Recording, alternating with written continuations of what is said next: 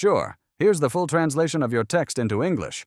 Listen, you. Just try touching him again. And what are you gonna do? Call your father. Give me my ball back, you jerk.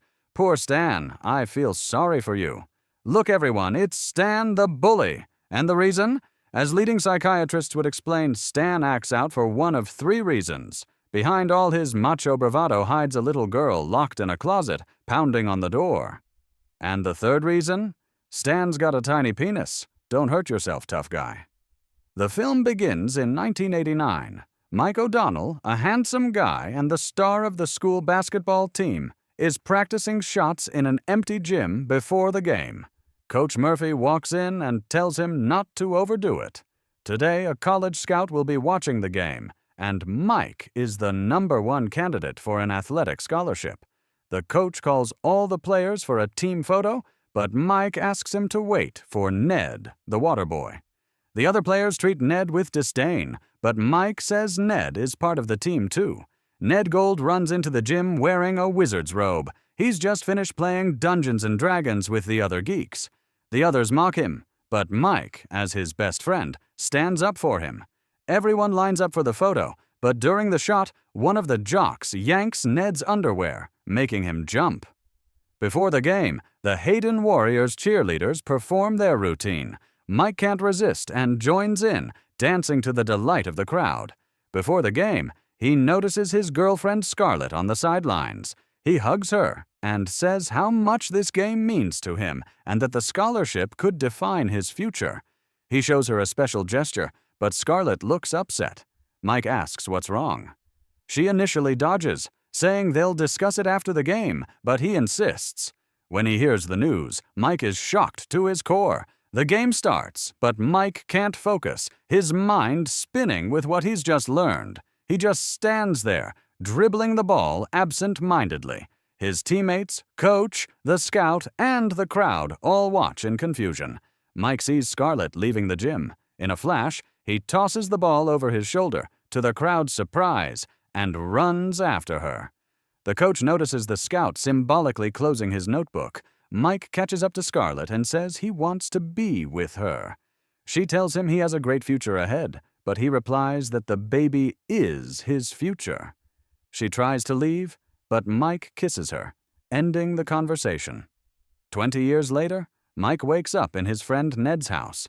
Now Ned is a billionaire, and his home is crammed with geek culture collectibles. He's even cosplaying an elf with rubber ears.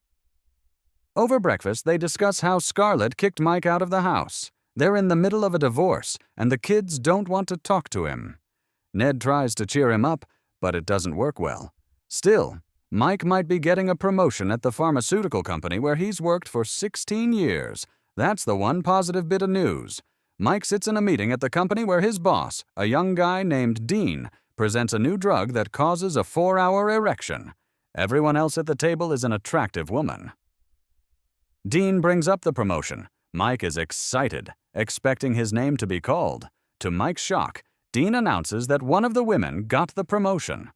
While everyone congratulates her, Mike sits in disbelief. After the meeting, Mike approaches Dean.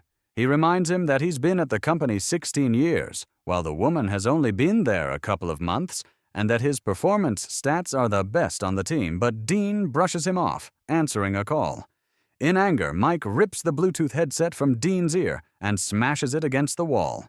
While the women crowd into the elevator congratulating their friend, Mike stands there with boxes of his things. Clearly, he's been fired. Mike drives to his old high school, Hayton. He walks into the empty gym, reflecting on his past. Then, he looks at the trophy case in the hallway and finds the 1989 team photo. The school janitor calls out his name. The janitor says he remembers Mike, the school star who never fulfilled his potential. According to him, people like Mike always come back to relive their long-gone glory days. Mike admits the past really was better for him. The janitor asks if he'd like to start over. Mike thoughtfully answers, "Yes." Smiling, the janitor asks, "Are you sure?" The bell rings, and Mike's daughter Maggie appears in the hallway with her friends. Mike turns, and the janitor is gone.